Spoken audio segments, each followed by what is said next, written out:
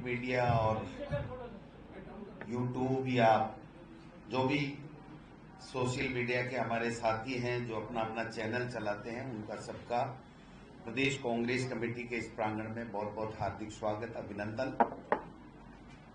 आज मैं एक बहुत ही महत्वपूर्ण बिंदु के ऊपर आप सबसे मुखातिब होना चाहता हूं कि राजस्थान की सरकार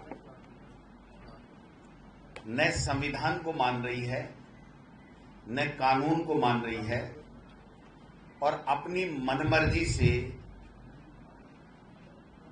पूरे राजस्थान में जो पंचायती राज और नगर निकाय के जनप्रतिनिधि हैं, जो चुने गए थे, जिन संस्थाओं का गठन हुआ था, उन संस्थाओं के चुनाव नहीं करवा रही है और वन स्टेट वन इलेक्शन की बात करके लोगों को भ्रमित करने का काम कर रही है और ग्रामीण इलाकों में और शहरों में जो विकास के काम होने चाहिए जनप्रतिनिधियों के माध्यम से, उनमें रोड़ा अटकाने का काम कर रही है और राजनीतिक दुर्भावनाओं से उनको हटा करके बिना कोई वजह, बिना कोई जांच के, और दूसरी जब कोर्ट से स्टे लेके आ जाते हैं तो उसके बावजूद भी उनको वापस उस पद पे बहाल नहीं कर रही।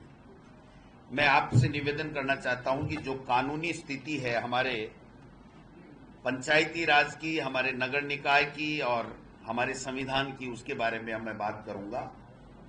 उससे पहले मैं निवेदन करना चाहता हूं कि 5 साल का कार्यकाल हमारी पंचायत राज संस्थाओं का और नगर निकाय की संस्थाओं का होता है, जिसकी व्यवस्था संविधान में भी है और उनके अलग अलग अपने अपने एक्ट भी बने हुए हैं, कानून भी बने हुए हैं और उनके अनुसार ही आज तक राज्य सरकारें राज्य निर्वाचन आयोग के माध्यम से चुनाव कराती आ रही है। आज वर्तमान में 49 नगरीय इकाई की अवधि पूरी नवंबर में हो चुकी है, 5 साल पूरे हो चुके हैं।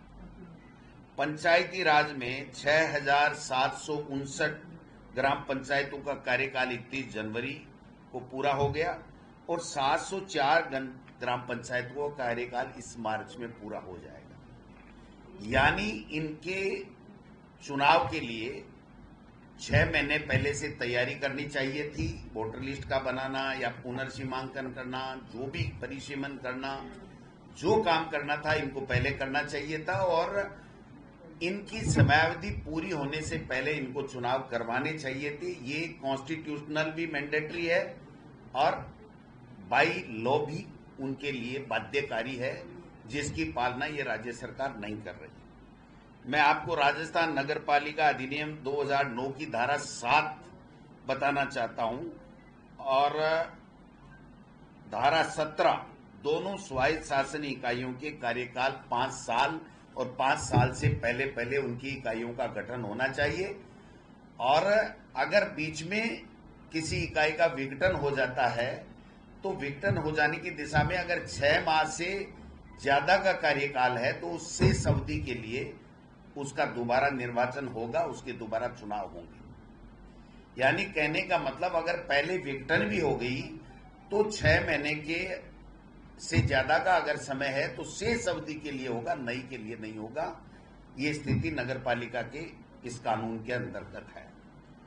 पंचायती राज में भी जो मैं निवेदन करना चाहता हूं कि धारा 17 पंचायती राज अधिनियम 1994 की भी ये धारा ये कहती है कि 5 साल के लिए चुनाव होगा, 5 साल में इनको चुनाव कराने पड़ेंगे कार्यकाल समाप्त होने से पहले पहले, और वही 6 महीने का उनका कार्यकाल है कि 6 महीने से ज्यादा अगर समय है तो उसका चुनाव कराया जाएगा।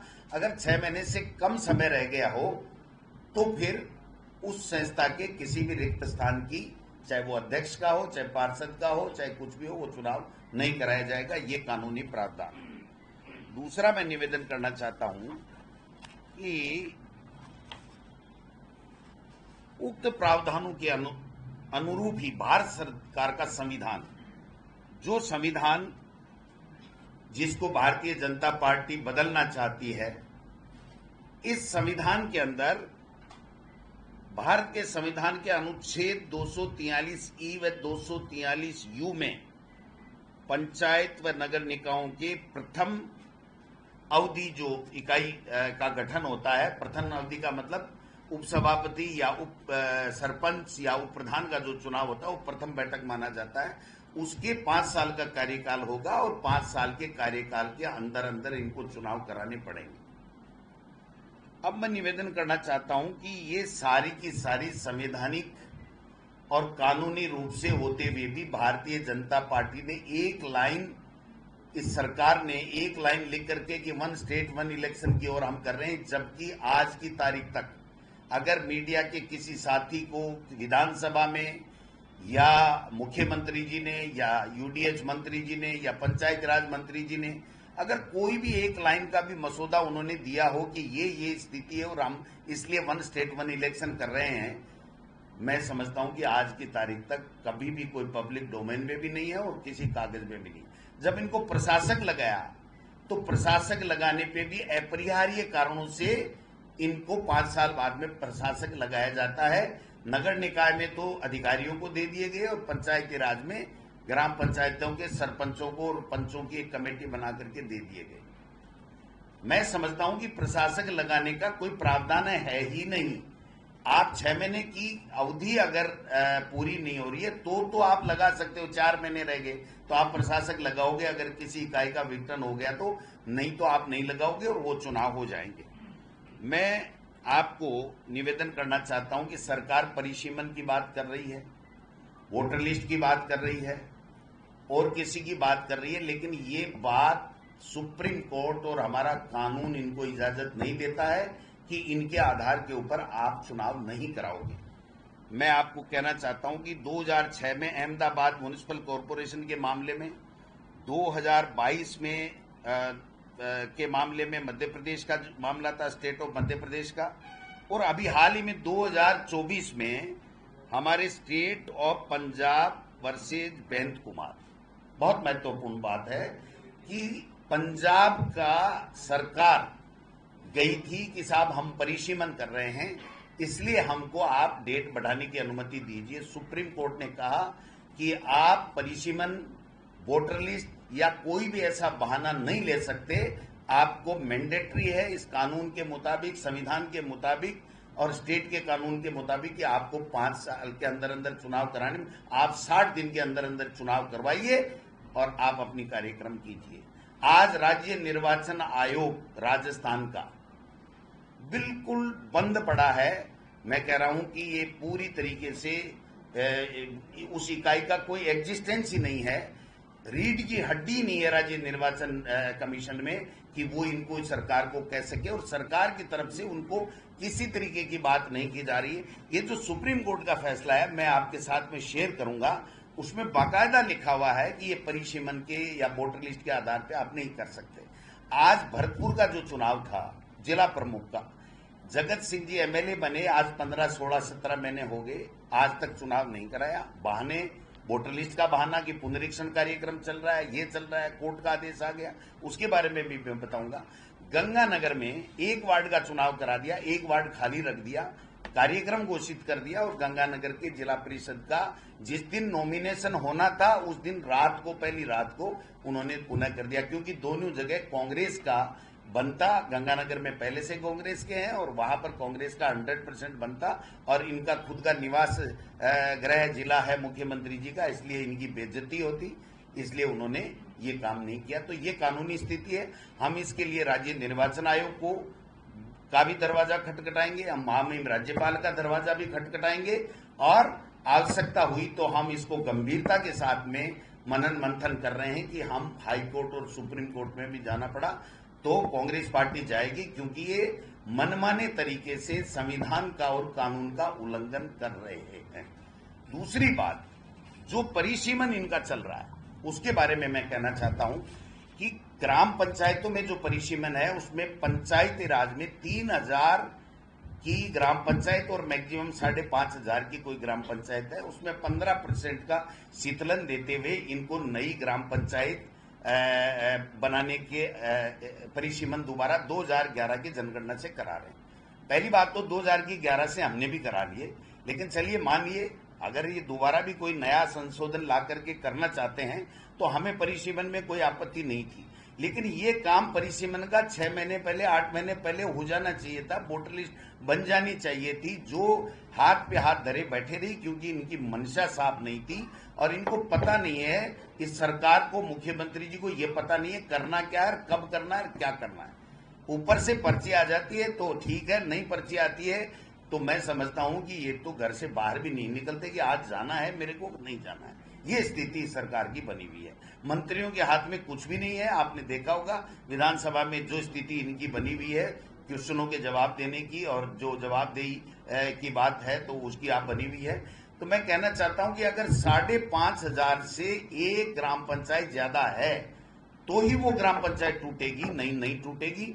और पंचायत समिति और जिला परिषदों का जो पुनर्सीमांकन है उसमें किसी प्रकार की स्खलन नहीं है। यानी 2011 की जनगणना के आधार पे जो पहले से बने हुए, अगर कोई पंचायत समिति नहीं बनती है या टूटती है या जिला नया बनता है या टूटता है तो ही वो परिसीमन की दायरे में आते हैं, नहीं तो इनके उसमें दायरे में नहीं आते।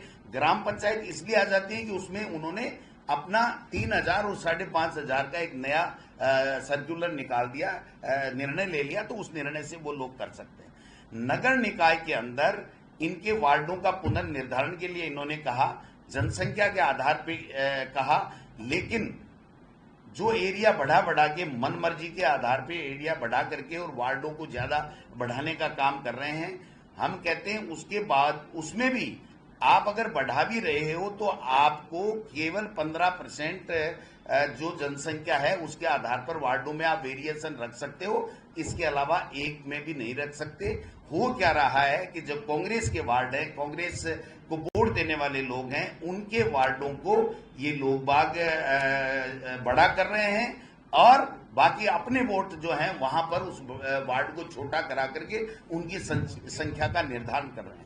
और एक बात और मजे की मैं कहना चाहता हूं, जो सबसे बड़ी आपत्ति की बात है कि कॉन्स्टिट्यूशन के हिसाब से तो काम नहीं कर रहे हैं और न कानून के हिसाब से, लेकिन एक कमेटी मंत्रिमंडलीय समिति पंचायती राज में बनी हुई है।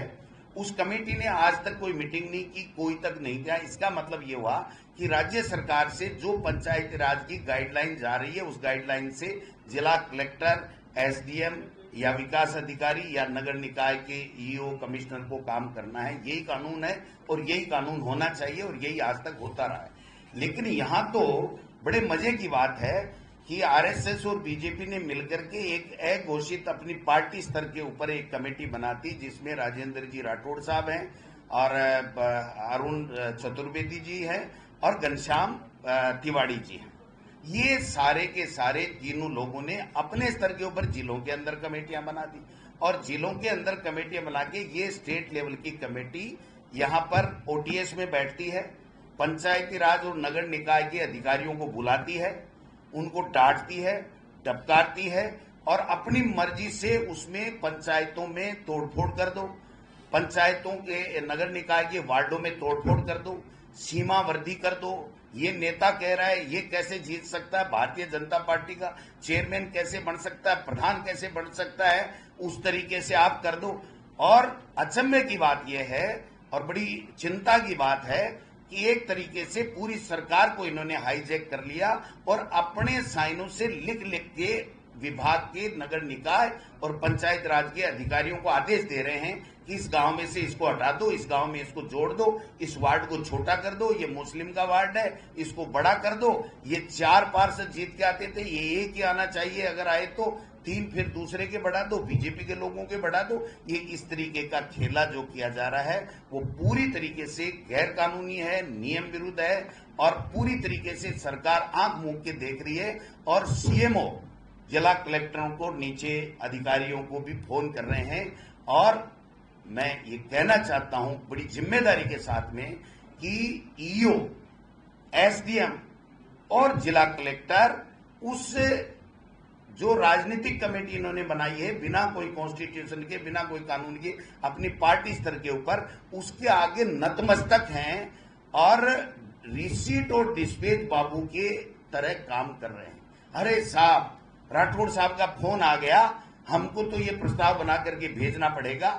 और कई जगह मैं कहना चाहता हूं कि जो नगर निकाय है उस नगर निकाय का प्रस्ताव नगर निकाय नगर पालिका भेजती है, उसका ईओ भेजता है, उसका चेयरमैन उसमें शामिल होता है। एसडीएम को धमका करके मंगाया जाता है, ईओ के कहीं कोई साइन नहीं होते। ये सीमावर्ती कर दो, ये 5 पंचायतें तोड़ दो, ये 9 पंचायतें तोड़ दो, इसको ये कर दो, इसको वो कर दो। मैं समझता हूं गदर मचा रखा है इन लोगों ने और इतनी बदमाशी कर रहे हैं। हमने प्रदेश कांग्रेस कमेटी की तरफ से हमने निर्देश दिए हैं और हमने प्रभारी नियुक्त किए हैं। वो जिला कांग्रेस कमेटियों में 28 तारीख को, इसी 28 तारीख को जाएंगे। आपत्तियों का इनका जो निस्तारण का जो समय है वो प्रकाशन अगर नहीं करेंगे तो उसमें दबाव बनाएंगे वहां के लोकल हमारे लीडर कि आप प्रकाशन कीजिए, जो डेट आपने दे रखी है दोनों डिपार्टमेंटों ने। प्रकाशन के बाद में आपत्तियां देंगे और आपत्तियां मांगेंगे तो आपत्तियां देंगे और आपत्तियां दे करके और फिर प्रदेश कांग्रेस कमेटी को अगर कोई सलाह लेनी होगी तो प्रदेश कांग्रेस कमेटी की हमारी कमेटी बनी हुई है।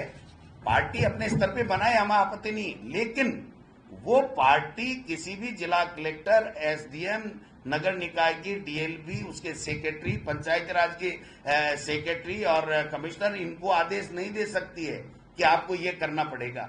यानी मैं कहता हूं ना, जो पोपाबाई का राज है, मुख्यमंत्री जी मंद मंद मुस्कुरा रहे हैं और देख रहे हैं कि जो हो रहा है वो ठीक हो रहा है, आंख बंद करे बैठे हैं। तो ये सारी की सारी चीजें हैं। अब इनका जो टाइम टेबल है उसके हिसाब से ये 4 जून को पंचायती राज के बारे में इनको अंतिम फैसला करना है। नगर निकाय को 22 मई के अंदर इनको फैसला करना है। अगर ये 4 जून और 22 मई को भी फैसला करेंगे तो कहने का मतलब कि 6 महीने लग जाएंगे।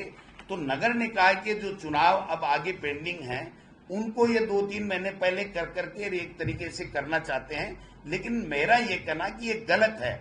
और पंचायती राज की जो स्थिति मैं बताना चाहता हूं आपको, आप देखिए वन नेशन वन स्टेट की कैसे धज्जियां उड़ेंगी। आप दिसंबर 2024 में प्रथम पेज की 222 पंचायत समितियां हैं, ठीक है साहब, करवा सकते हैं, मान लीजिए अब तक नहीं कराना चाहिए था। 78 सितंबर 2026 में है साहब, 78 पंचायत समितियों, 22 पंचायत समिति हैं अक्टूबर 2026 में और 30 पंचायत समितियां दिसंबर 2026 में। और जिला परिषदों में 21 जिला परिषद तो दिसंबर 25 में हैं, लेकिन 13 जिला परिषद अक्टूबर 2026 और दिसंबर 2026 और सितंबर 2026 में है। ये आंकड़ा है। ये कैसे एक साथ एक चुनाव कैसे करा सकते हैं? किसी भी सूरत में पंचायती राज के चुनाव ये नहीं करा सकते। आज 1.5 साल का समय है, आप भरतपुर और उसका भी नहीं करवा रहे हो, आगे के चुनाव भी नहीं करवा रहे हो, और जो तोड़फोड़ कर रहे हो वो आरएसएस और बीजेपी के आधार के ऊपर उनके कहे अनुसार कानून के विरुद्ध, नियमों के विरुद्ध आप लोग कर रहे हो। हर जगह मैं 1-2 उदाहरण आपको देना चाहता हूं कि एक पंचायत में मान लीजिए 50 पंचायतें, हर पंचायत को तोड़ रहे हैं, जबकि पंचायत को तोड़ने का नियम है 5500 से ऊपर। अगर कोई एक नहीं 2 राजस्व, एक राजस्व है और एक पंचायत है, वो नहीं टूटेगी, वो चाहे 10,000 की हो 8,000 की हो। लेकिन अगर 5500 है, 3 गांव हैं, तो उसको आप 2 पंचायतें बना सकते हो। लेकिन ऐसा नहीं है कि 3,500 की, 4,000 की, 4,500 की कोई पंचायत है, उसमें से आप एक गांव निकालो, दूसरी पंचायत में डालो जो 4,000 पहले से हैं, दूसरी में से एक तीसरी का निकालो, तीसरी में से चौथी का निकालो। तो ये चैन बना करके हर ग्राम पंचायत को डिस्टर्ब करो, हर जनप्रतिनिधि को आप डिस्टर्ब करो, अपनी मनमानी करो। ये जो मनमानी है इसका कांग्रेस पार्टी पूरे जोर के साथ में कानूनी लड़ाई भी लड़ेगी, सड़क पे भी लड़ाई लड़ेगी, और हम इनको वो मनमानी नहीं करने देंगे। हम इनको बाध्य करेंगे। हमारी टीम राज्य निर्वाचन कमीशन को भी देकर के आएगी और राज्यपाल महामहिम से भी हम समय लेंगे और कानूनी राय भी हमने ले रखी है और लेकर के इस दिशा में भी अगर हमें आगे बढ़ना होगा तो बढ़ेंगे। लेकिन ये जो आरएसएस और बीजेपी के हारे हुए नेताओं की कमेटी बना करके संविधान कानून का उल्लंघन कर रहे हैं, अपनी मनमर्जी कर रहे हैं, लोगों को परेशान कर रहे हैं, जनता की जन भावनाओं के विपरीत कार्य कर रहे हैं, उसको हम लोग नहीं होने देंगे। इसके लिए हम संघर्ष करेंगे, ये मैं निवेदन करना चाहता हूँ। में भी जाएंगे और शशि जी आपके पास भी आएंगे, 2-4 दिन से आपको रोजाना बुलाएंगे और रोजाना की रोजाना इससे सरकार की विफलताएं, जनता के मुद्दे, जनता के, आप हमारा सहयोग करना, पिछले दिन किया उस ऐसे मत करना और ढंग से करना, जो सही बात है उसको सही दिखाना। तो मैं समझता हूं कि मीडिया का एक महत्वपूर्ण रोल होता है इस प्रजातंत्र को मजबूत करने में, लोकतंत्र को ठीक रखने में। जनप्रतिनिधि तो चूक कर सकता है, लेकिन मेरा ऐसा मानना मीडिया कभी चूक नहीं करता है। तो इसी भावनाओं के साथ में चलना चाहिए, दोनों आंखें खुली रख करके, और शिव जी का तीसरा नेत्र भी खुला रख के जो जनता के मुद्दे हैं, जो सही है, उसको आप दिखाएंगे तो मैं समझता हूं कि हम मिलकर के जनता के मुद्दों को ताकत देकर के उनकी समस्याओं का समाधान कर पाएंगे। आप मेरी जो मेन प्रेस कॉन्फ्रेंस है उसको उड़ा मत देना, तब तो मैं इसका जवाब दे दूंगा। हाँ, उसको मत उड़ा देना। मैं कह रहा हूं कि जो आरपीएससी को भंग कर रहे थे नेता प्रतिपक्ष, भारतीय जनता पार्टी का प्रदेश अध्यक्ष, केंद्रीय मंत्री, वो आज 1.5 साल में आरपीएससी का 6-8 महीने के लगभग आरपीएससी का चेयरमैन बना दिया क्या? माध्यमिक शिक्षा बोर्ड से ये रीट करवा रहे हैं, तो क्या माध्यमिक शिक्षा बोर्ड में करवा दिया क्या? वहां पर अध्यक्ष बन गया क्या? तो ये कहना आसान है कि इन्होंने ये कर दिया। पॉलिटिकल आरोप लगा करके आप अपनी खाल नहीं बचा सकते, किसी को बदनाम करके आप सत्ता लूट सकते हो, लेकिन जब आप सत्ता में होते हो तो आपकी जवाबदेही भी जनता तय करती है कि आप क्या कर रहे हो। आपने, मुख्यमंत्री जी बार बार एक डायलॉग बोलते हैं, एक अंगुली करोगे तो 4 इधर होंगी, 4 तो नहीं होगी, अंगूठा तो सीधा ही रहेगा, लेकिन 3 अंगुली जरूर खुद की ओर होंगी। तो आरोप लगा लगा के 1.5 साल हो गए भाई साहब। अब इनको खुद की जवाबदारी और इनके खुद के ऊपर आरोप लगने शुरू हो गए, उनका जवाब इनको देना चाहिए। और गुड गवर्नेंस की बात करके आए थे, ईमानदारी की बात करके आए थे, उसके ऊपर इनको फोकस करके जनता को राहत देनी चाहिए। जनता के मुद्दों पे ये काम नहीं कर रहे हैं, ये मैं कहना चाहता हूं। लेकिन विषय आज का जो है पंचायती राज और नगर निकाय में जो तोड़फोड़ कर रहे हैं राजनीतिक दुर्भावनाओं से, संविधान को नहीं मान रहे हैं, कानून को नहीं मान रहे हैं, ये विषय हमारे लिए सबसे महत्वपूर्ण।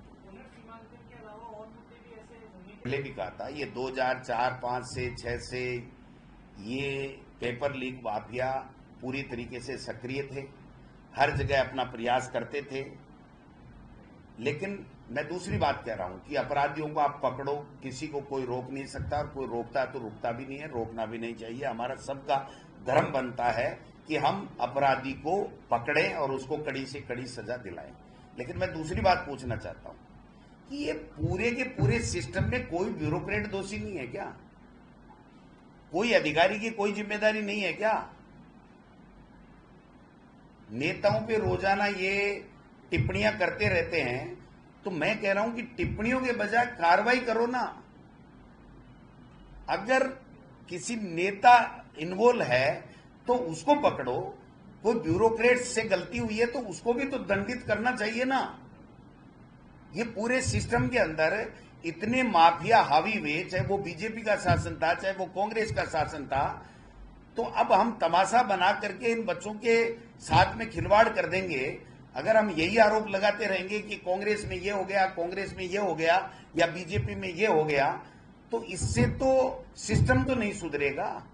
इसलिए सिस्टम को सुधारने के लिए जब तक आप जिस सरकार के समय जो लोग जिम्मेदार पदों के ऊपर थे, अगर जिनकी जिम्मेदारी थी, वो ब्यूरोक्रेट्स भी तो आने चाहिए ना।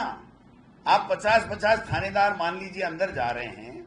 मैं आपके माध्यम से पूछना चाहता हूं सरकार को, तो इसमें एक सिपाही का भी दोष नहीं है, एक आईपीएस का दोष नहीं है, एक किसी का दोष नहीं है। मतलब तो आप क्या कर रहे हो? इसको और ज्यादा गहराई के साथ में सरकार को लेना चाहिए, और ये पेपर लीक माफिया टोटल के टोटल शिकंजे में हो, कड़ी से कड़ी कार्रवाई हो, और भविष्य में इस प्रकार की पुनरावृत्ति नहीं हो। ये हम सब लोगों का उद्देश्य होना चाहिए, तभी जाकर के हम समाज को एक नई दिशा और दशा दे पाएंगे। इसे आया हुआ बिल्ली परवर समिति में चला गया, इसका मायना ये होता है कि सारा सिस्टम ही फेल है। पर्ची आई तो परवर समिति में चला गया, पर्ची आई तो वापिस आ गया, पर्ची आई तो वापिस परवर समिति में चला गया, पर्ची आएगी तो फिर आ जाएगा, नहीं वहीं पड़ा रहेगा। ये संगठन का साल है, हमारे आला कमान हाई कमान ने कहा है, तो संगठन की तमाम रिक्तियों को भरा जाएगा, संगठन को सक्रिय किया जाएगा। तो आप समझ सकते हैं कि इस साल में जब संगठन पूरा ही नया बन रहा है तो निश्चित रूप से वो जिले भी बनेंगे और इन जिलों में भी आवश्यकता होगी तो कोई परिवर्तन होगा। 8-9 जिले 9-10 जिले हमने प्रस्ताव लिया प्रदेश कांग्रेस कमेटी से, तो 50-51 जिले पूरे हो जाएंगे। तो जो नए जिले बने हैं या और जो बना रहे हैं उसका प्रस्ताव भी हम लोग AICC को कल मैं खुद दिल्ली जाऊंगा तो मैं लेकर के जाऊंगा और जल्दी वो नए जिलों का गठन भी AICC करेगी, ऐसा मैं उम्मीद करता हूँ। RSS की पर्ची काम करती है। देखिए, हमने पहले तो 200 विधानसभाओं में, हालांकि ये जो प्रेस कॉन्फ्रेंस है उसका मुद्दा हट जाएगा, इसलिए मैं इस पे ज्यादा नहीं बोल के आज मैं इसी पे कंसंट्रेट करूं तो ठीक रहेगा। इसके बारे में 1-2 दिन में हम डिटेल से आपको बताएंगे कि हम संगठन में किस प्रकार से गतिशीलता बनाते हुए किस प्रकार से इन प्रभारियों को क्या टास्क देंगे। टास्क बेसिस काम और परफॉर्मेंस और संगठन में सक्रियता, इस मोड के ऊपर राजस्थान में संगठन काम कर रहा है और वो आपको कुछ ही दिनों में उसका जो सकारात्मक पहलू है जो है वो दिखाई देगा। जिला अध्यक्ष नहीं है तो वो कब बनाएंगे, कब तक बनाएंगे? मेरे को सब कुछ याद है, इनको याद नहीं है। ये वसुंधरा जी के फैसले को भी पलटना चाहते हैं, भैरू सिंह जी के फैसले को भी पलटना चाहते हैं। इनका खुद का विजन नहीं है, ऊपर से पर्ची आ गई, RSS की भारतीय भवन से पर्ची आ गई होगी, इसलिए इन्होंने अपना निर्णय ले लिया है। ये खुद के विवेक से निर्णय लेते तो भैरू सिंह जी और वसुंधरा जी जो निर्णय रखती थी और जो हमारा 70 साल का इतिहास है उसी के अनुसार चलते, उसको परिवर्तित नहीं करते।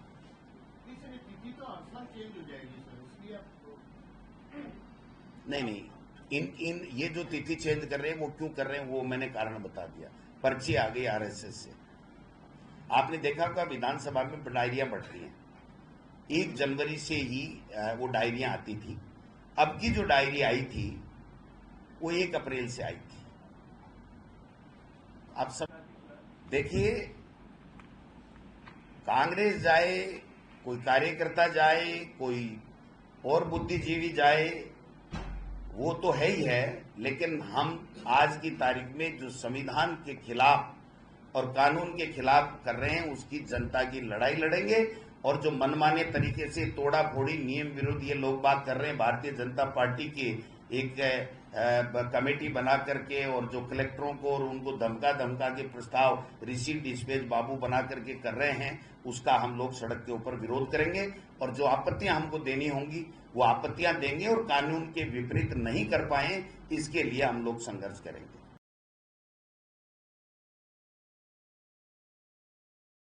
नहीं दिया गया, पहले कभी भी सफाई रेगुलर नहीं कराई गई। ये पहली बार हो रहा है कि गांव में पहली बार लगभग सभी गांवों में सफाई कराई जा रही है।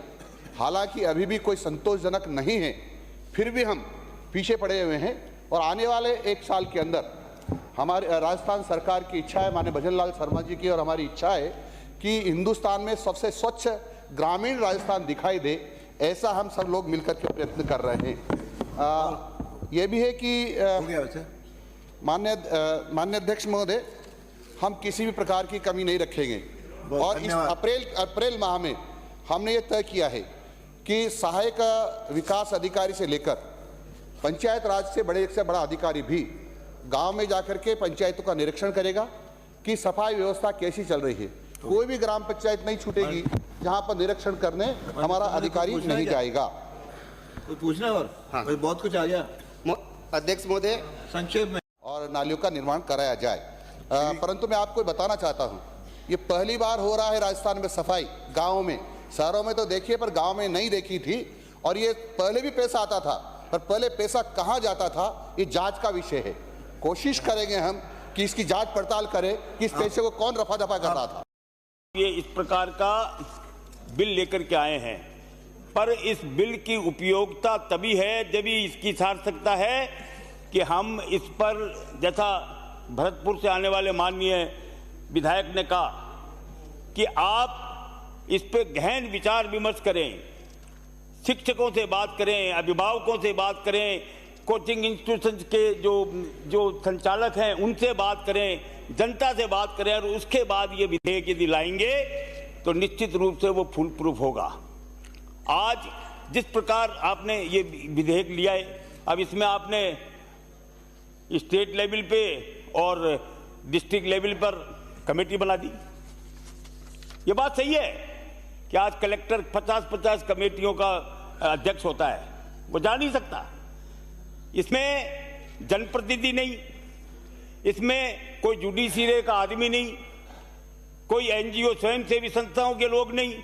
तो मैं ये चाहूंगा कि आप इस प्रकार का बिल बनाएं जिसमें सरकारी अधिकारी तो हों और उसके साथ साथ जनप्रतिनिधि भी हो, उसमें एनजीओ का प्रतिनिधि भी हो, और सबसे बड़ी बात है कि उसमें जुडिशियरी का भी कोई न कोई प्रतिनिधि हो।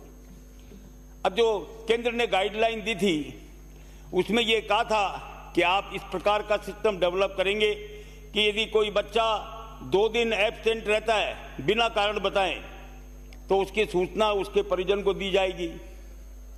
गायब है, इसमें वो इस प्रकार का कोई प्रावधान नहीं है।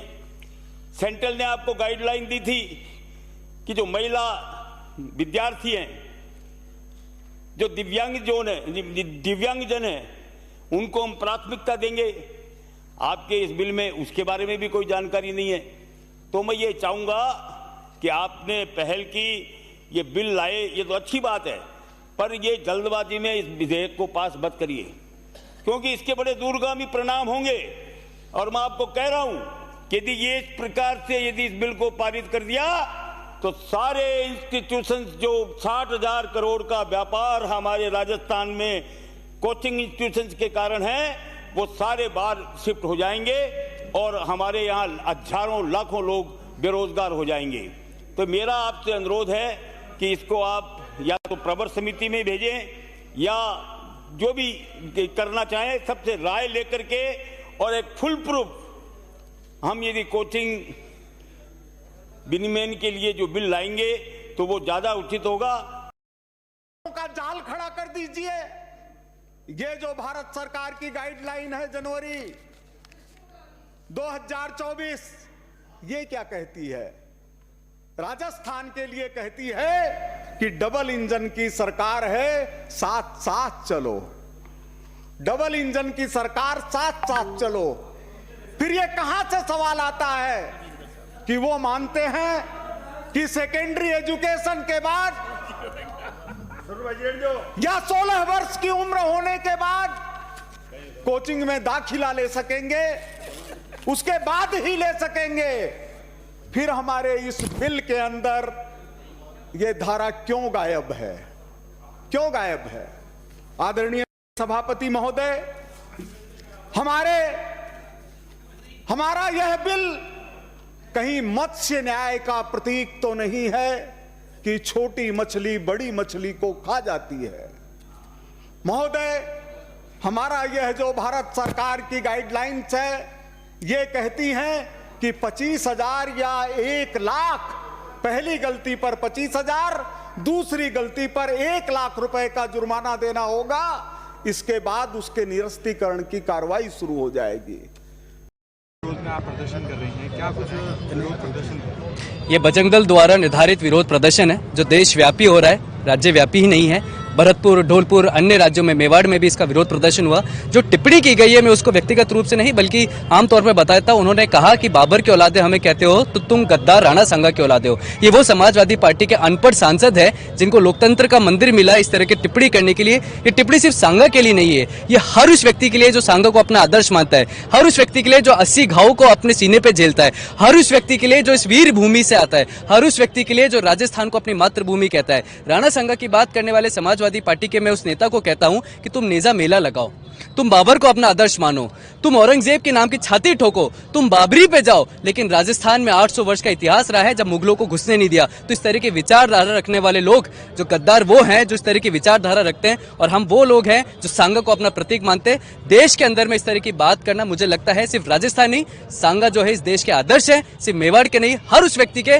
जो क्षेत्रीय कुल से आता है, हर उस व्यक्ति के जो इस राजस्थान को अपनी भूमि मानता है, हर उस व्यक्ति के चाहिए, जिसको पता है कि मुगलों का क्या जवाब देना चाहिए। मुझे लगता है इस तरह की टिप्पणी को उनको वापस लेना चाहिए और माफी मांगनी चाहिए। भाई साहब,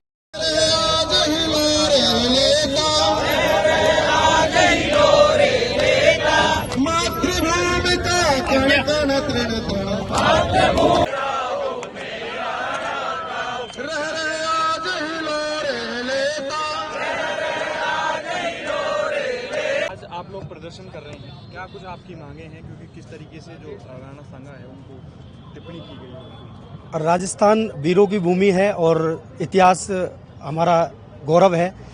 और मैं तो यही कहना चाहूँगा कि या तो उनकी बुद्धि भ्रष्ट हो चुकी है, ऐसे लोगों का मानसिक स्थिति ठीक नहीं है इन लोगों की, और इनकी स्थितियाँ ज़्यादा खराब है और गंभीर है।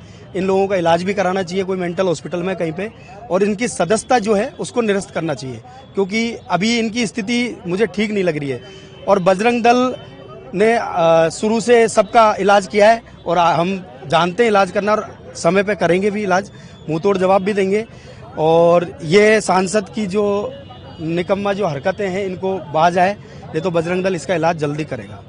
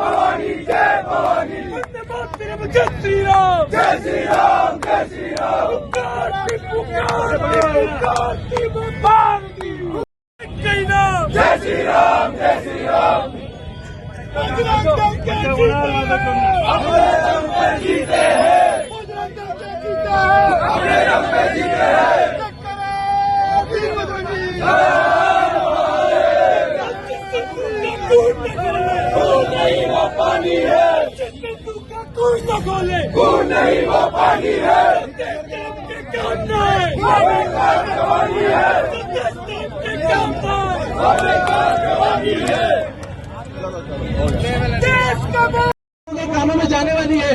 जय श्री राम, जय श्री राम। महासंघ के सम्मान में, महासंघ के सम्मान में, संघ के सम्मान में, नारायण संघ के सम्मान में, देश का बल, देश का बल। अभी हमारे प्रांत के से संयोजक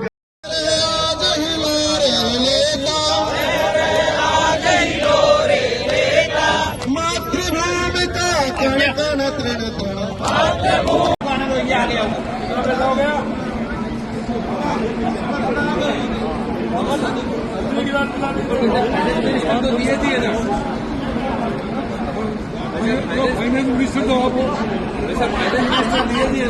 साथ में, इसलिए आप नहीं करेंगे, आप नहीं करेंगे,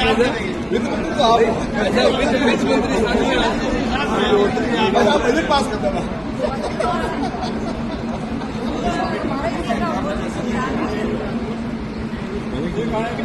फोटो ले लेंगे, चिंता मत करो।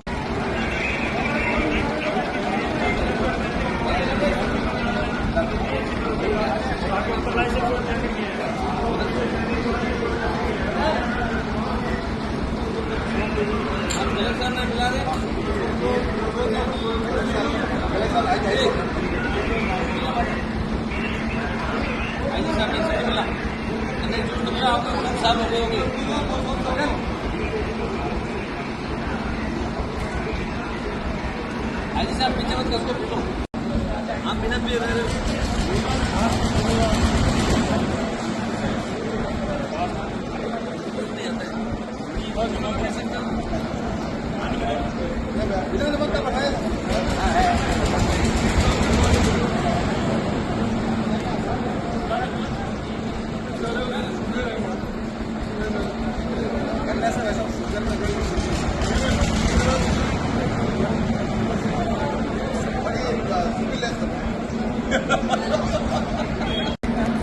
ठीक है सर।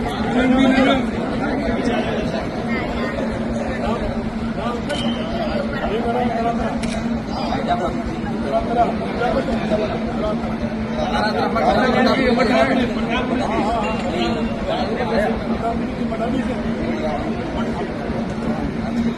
हो गया